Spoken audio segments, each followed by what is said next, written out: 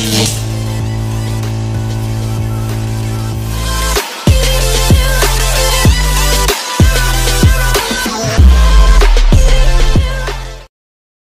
few moments later. Perkenalkan, nama saya Muhammad Ilham Pangestu dengan NIM B1B1230081 Prodi Ilmu Pemerintahan. Di sini saya akan menjelaskan tentang struktur dan siklus dari BUMN. Yang pertama, saya akan menjelaskan apa itu BUMN.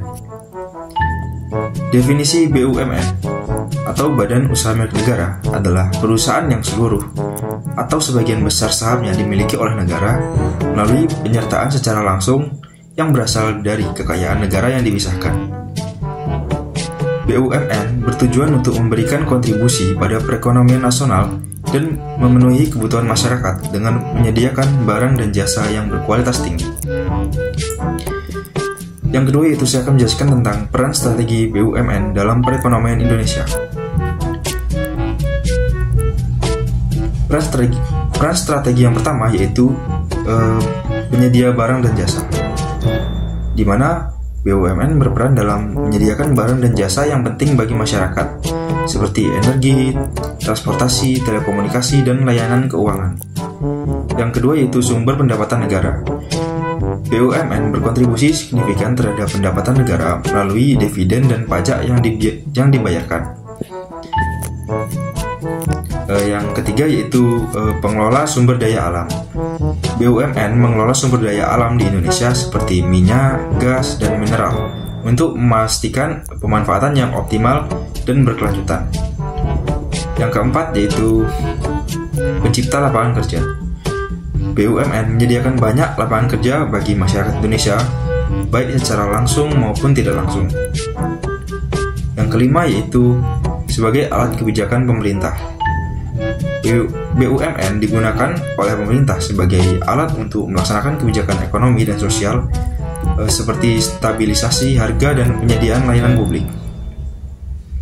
Dengan memahami definisi dan peran strategi BUMN, kita dapat melihat betapa pentingnya BUMN dalam mendukung perekonomian dan pembangunan nasional Indonesia. Selanjutnya saya akan menjelaskan tentang struktur BUMN. Yang pertama yaitu ada Dewan Komisaris. Tugas utama Dewan Komisaris yaitu yang pertama sebagai pengawasan. Dewan Komisaris bertanggung jawab untuk mengawasi kinerja direksi dan memastikan bahwa perusahaan dikelola sesuai dengan prinsip-prinsip tata kelola perusahaan yang baik. Mereka memantau pelaksanaan kebijakan dan strategi yang telah ditetapkan serta memastikan bahwa semua aktivitas perusahaan berjalan dengan sesuai dengan peraturan dan standar yang berlaku. Tugas yang kedua yaitu nasihat strategis. Dewan Komisaris memberikan nasihat dan rekomendasi strategis kepada direksi. Ini termasuk masukan mengenai arahan strategis perusahaan, keputusan investasi besar, dan kebijakan operasional utama. Mereka membantu direksi dalam membuat keputusan yang berdampak jangka panjang bagi perusahaan. Dan yang ketiga yaitu kepatuhan regulasi. Dewan Komisaris memastikan bahwa perusahaan mematuhi semua peraturan dan kebijakan yang berlaku, baik dari pemerintah maupun internal perusahaan. Mereka bertanggung jawab untuk memastikan bahwa perusahaan tidak melanggar hukum dan regulasi yang dapat merugikan perusahaan secara finansial maupun reputasi. Dan yang keempat yaitu pelaporan. Dewan Komisaris melaporkan kinerja perusahaan kepada pemegang saham. Dalam hal ini pemerintah. Mereka menyusun laporan tahunan yang mencakup evaluasi kinerja direksi dan perusahaan secara keseluruhan. Yang kedua yaitu direksi. Tugas utama direksi yaitu yang pertama implementasi strategi. Direksi bertanggung jawab untuk merumuskan dan mengimplementasikan strategi perusahaan. Mereka menetapkan tujuan jangka pendek dan jangka panjang serta merencanakan rancangan aksi untuk mencapainya. Direksi juga memastikan bahwa semua bagian perusahaan bekerja dengan sesuai strategi yang telah ditetapkan. Tugas yang kedua yaitu pengelola operasional. Direksi mengelola operasional harian perusahaan, termasuk pengelolaan sumber daya manusia, keuangan, dan aset perusahaan. Mereka memastikan bahwa semua aktivitas operasional berjalan secara lancar dan efisien. Yang ketiga yaitu pengelolaan sumber daya. Direksi mengoptimalkan penggunaan sumber daya perusahaan untuk meningkatkan efisiensi dan efektivitas operasional. Ini termasuk pengelolaan anggaran, alokasi sumber daya manusia, dan pemanfaatan teknologi. Yang keempat yaitu pelaporan kinerja. Direksi melaporkan kinerja operasionalnya kepada Dewan Komisaris secara berkala. Laporan ini mencakup pencapaian target, kendala yang dihadapi, dan langkah-langkah yang diambil untuk mengatasi masalah. Dan yang ketiga yaitu bagian operasional dan divisi pendukung. Fungsinya yaitu pertama, keuangan. Bagian keuangan bertanggung jawab untuk mengelola aspek keuangan perusahaan, termasuk perencanaan anggaran, pengelolaan kas, dan pelaporan keuangan. Mereka memastikan bahwa perusahaan memiliki likuiditas yang cukup untuk menjalankan operasional dan melakukan investasi yang diperlukan. Yang kedua yaitu sumber daya manusia atau SDM. Bagian SDM mengelola rekrutmen atau pelatihan, pengembangan, dan kesejahteraan karyawan. Mereka memastikan bahwa perusahaan memiliki tenaga kerja yang kompeten dan termotivasi untuk mencapai tujuan perusahaan. Yang ketiga yaitu pemasaran. Bagian pemasaran mengembangkan strategi pemasaran untuk meningkatkan penjualan dan pangsa pasar. Mereka melakukan riset pasar, merencanakan kampanye pemasaran, dan mengelola hubungan dengan pelanggan. Yang keempat yaitu produksi. Bagian produksi mengelola proses produksi untuk memastikan kualitas dan kuantitas produk sesuai dengan standar yang ditetapkan. Mereka bertanggung jawab untuk mengoptimalkan proses produksi dan mengurangi biaya produksi. Dan yang kelima yaitu teknologi informasi atau TI.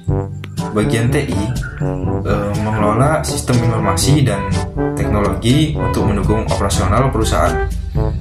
Mereka memastikan bahwa perusahaan memiliki infrastruktur TI yang memadai dan aman untuk menjalankan bisnis. Lanjut, di sini saya akan menjelaskan siklus BUMN. Siklus BUMN ada 5. Yang pertama ada perencanaan, yang kedua ada pelaksanaan, yang ketiga ada pengawasan, yang keempat ada evaluasi, yang kelima ada penyesuaian. Di sini saya akan menjelaskan tentang perencanaan. Penyusunan rencana strategi dan operasional. Tahap ini melibatkan perumusan visi, misi, dan tujuan jangka panjang perusahaan. Direksi bersama dengan manajemen senior menyusun rencana strategis yang mencakup analisis SWOT, yaitu strength, weakness, opportunity, dan threat, dan menetapkan sasaran serta indikator kinerja utama atau Key Performance Indicator. Rencana operasional yang lebih rinci juga disusun untuk mendukung pencapaian tujuan strategi tersebut. Siklus yang kedua yaitu pelaksanaan. Implementasi rencana oleh direksi dan bagian operasional. Setelah rancangan strategis dan operasional disetujui, tahap pelaksanaan dimulai. Direksi bertanggung jawab untuk mengarahkan dan mengkoordinasi semua aktivitas operasional sesuai dengan rencana yang telah disusun. Bagian operasional dan divisi pendukung melaksanakan tugas-tugas harian yang diperlukan untuk mencapai target yang telah ditetapkan. Yang ketiga yaitu pengawasan. Pengawasan oleh Dewan Komisaris. Dewan Komisaris melakukan pengawasan terhadap pelaksanaan rencana oleh direksi. Mereka memantau kinerja perusahaan melalui laporan berkala dan rapat evaluasi. Pengawasan ini bertujuan untuk memastikan bahwa semua aktivitas berjalan sesuai dengan rencana dan kebijakan yang telah ditetapkan, serta mematuhi regulasi yang berlaku. Yang keempat yaitu evaluasi, penilaian kinerja dan identitas area perbaikan. Pada tahap ini, kinerja perusahaan dievaluasi berdasarkan indikator kinerja utama yang telah ditetapkan. Evaluasi ini mencakup analisis pencapaian target, indikasi kendala yang dihadapi, dan penilaian efektivitas strategis yang telah ditetapkan. Hasil evaluasi digunakan untuk mengidentifikasi area yang memerlukan perbaikan atau penyesuaian. Yang kelima dan yang terakhir yaitu penyesuaian. Penyesuaian strategi dan operasional berdasarkan evaluasi. Berdasarkan hasil evaluasi, direksi melakukan penyesuaian terhadap strategi dan operasional perusahaan. Penyesuaian ini dapat berupa perubahan dalam alokasi sumber daya, modifikasi proses operasional, dan atau revisi strategi untuk mengatasi kendala yang dihadapi dan meningkatkan kinerja perusahaan. Tujuan dari penyesuaian ini adalah untuk memastikan bahwa perusahaan tetap berjalan di jalur yang benar dan mencapai tujuan jangka panjangnya. Siklus ini direncanakan untuk memastikan bahwa BUMN dapat beroperasi secara efisien dan efektif dengan mekanisme pengawasan dan evaluasi yang kuat untuk mendukung perbaikan berkelanjutan. Peran dan fungsi BUMN. Yang pertama saya akan menjelaskan tentang peran. Peran yang pertama BUMN yaitu menyediakan barang dan jasa. BUMN berperan dalam menyediakan barang dan jasa yang vital bagi masyarakat, tetapi tidak menarik bagi sektor swasta karena alasan probabilitas atau risiko tinggi. BUMN juga menyediakan layanan publik seperti listrik, air bersih, dan transportasi yang esensi bagi kehidupan sehari-hari masyarakat. Peran yang kedua yaitu alat kebijakan pemerintah. BUMN digunakan oleh pemerintah untuk mengimplementasikan kebijakan ekonomi dan sosial seperti stabilisasi harga barang dan barang pokok dan penyediaan layanan kesehatan.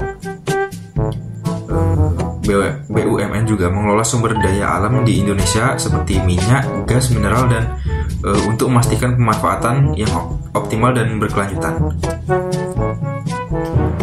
Peran yang ketiga yaitu layanan masyarakat. BUMN berperan dalam pembangunan infrastruktur seperti jalan, jembatan, pelabuhan, dan bandara yang mendukung pertumbuhan ekonomi dan kesejahteraan masyarakat. BUMN juga berperan dalam pemberdayaan ekonomi masyarakat melalui program kemitraan dengan UMKM dan koperasi. Sekarang saya menjelaskan tentang fungsi BUMN. Fungsi BUMN yang pertama yaitu kebijakan bisnis strategis, yaitu BUMN berfungsi sebagai penggerak pertumbuhan ekonomi nasional melalui peningkatan produksi, investasi, ekspor, dan substitusi impor. BUMN juga mendorong inovasi dan efisiensi operasional untuk meningkatkan daya saing perusahaan nasional di pasar global. Fungsi yang kedua yaitu peningkatan kapasitas infrastruktur. BUMN seperti PT Wijaya Karya Persero dan PT Adikarya Persero berperan dalam pembangunan infrastruktur transportasi, perumahan, dan energi. BUMN juga mendukung pemerataan pembangunan di seluruh wilayah di Indonesia, mengurangi kesenjangan antara wilayah maju dan terpencil. Fungsi yang ketiga yaitu pengelolaan barang milik negara. BUMN mengelola aset negara secara profesional untuk memastikan pemanfaatan yang optimal dan memberikan kontribusi maksimal bagi perekonomian. BUMN juga berkontribusi pada pendapatan negara melalui dividen dan pajak yang dibayarkan. Selanjutnya contoh BUMN. Contoh perusahaan BUMN yang pertama yaitu PT Pertamina Persero. Bidang Pertamina yaitu minyak dan gas. Pertamina adalah perusahaan minyak dan gas milik negara yang bertanggung jawab untuk mengelola penambangan, pengelolaan, dan distribusi minyak dan gas di Indonesia. Pertamina juga terlibat dalam berbagai proyek energi keterbukaan dan pengembangan infrastruktur energi. Yang kedua yaitu PT PLN Persero. Bidang usahanya yaitu listrik. Perusahaan listrik negara atau PLN adalah perusahaan yang bertanggung jawab untuk menyediakan listrik di seluruh Indonesia. PLN mengelola pembangkit listrik, transmisi, dan distribusi listrik untuk memastikan ketersediaan listrik yang stabil dan terjangkau bagi masyarakat. Yang ketiga yaitu PT Telkom Indonesia Persero. Bidang usahanya yaitu telekomunikasi. PT Telekomunikasi Indonesia atau Telkom adalah perusahaan telekomunikasi terbesar di Indonesia yang menyediakan layanan telepon, internet, dan multimedia. Telkom berperan penting dalam pembangunan infrastruktur telekomunikasi nasional dan layanan digital. Yang keempat yaitu PT Garuda Indonesia Persero. Bidang usahanya yaitu penerbangan. PT Garuda Indonesia adalah maskapai penerbangan nasional Indonesia yang menyediakan layanan penerbangan domestik dan internasional. Garuda Indonesia dikenal dengan layanan berkualitas tinggi dan telah menerima berbagai penghargaan internasional. Yang kelima yaitu PT Bank Rakyat Indonesia Persero. Bidang usaha yaitu perbankan. PT Bank Rakyat Indonesia atau BRI adalah salah satu bank terbesar di Indonesia yang berfokus pada pelayanan perbankan mikro, kecil, dan menengah. BRI memiliki jaringan cabang yang luas di seluruh Indonesia dan berperan penting dalam pemberdayaan ekonomi masyarakat. Yang keenam yaitu PT Aneka Tambang Persero. Bidang usaha yaitu pertambangan. PT Aneka Tambang atau Antam adalah perusahaan pertambangan yang bergerak di bidang eksplorasi, penambangan, pengolahan, dan pemasaran mineral seperti emas, nikel, dan boksit. Antam berkomitmen untuk menjalankan operasi yang berkelanjutan dan ramah lingkungan.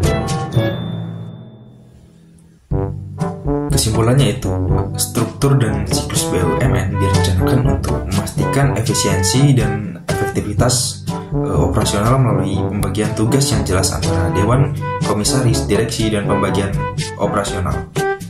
Dewan Komisaris mengawasi dan memberikan nasihat strategi, sementara Direksi mengimplementasikan atau menjalankan strategi dan mengelola operasional harian.